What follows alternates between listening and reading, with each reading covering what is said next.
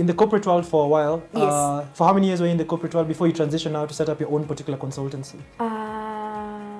From 04 to 2015.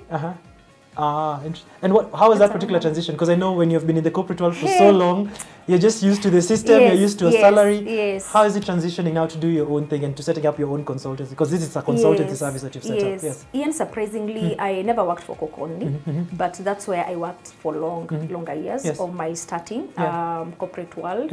But thereafter, I've worked with different organizations, majorly in manufacturing, where I learned a lot. And the impact that was there, also it was not easy.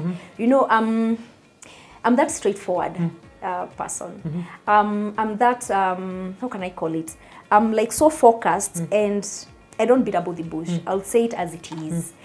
And I don't like breaking rules, breaking the law. People bend rules, but not quite break. So I'll find most of the time now, I learned through many trainings, seminars, going back to school, interacting with different people who are more experienced in different fields, different industries. I learned a lot to a point now I felt that I'm sorting out problems on phone. Yes. Now that I moved different organizations, the previous employers will still call me. Previous colleagues, employees will still call me. So I found myself, I'm doing more of passing information, more of passing solutions.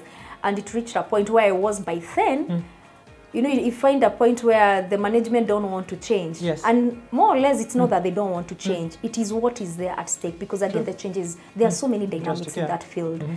And that's how I found myself. I would rather now be a consultant. But of course, after I left, I never started a consultant as in alone. I became an associate of other consultants. So people held my hand. And I'll become, as a consultant, a company will want like to hire, we want to recruit, we want to train. They'll reach out to me and, you know, we have an agreement. And later on, the people who are holding my hand were like, Josephine, you have to do this alone and you must have your own company. And that's what came about registering Prestine HR Engine. Interesting.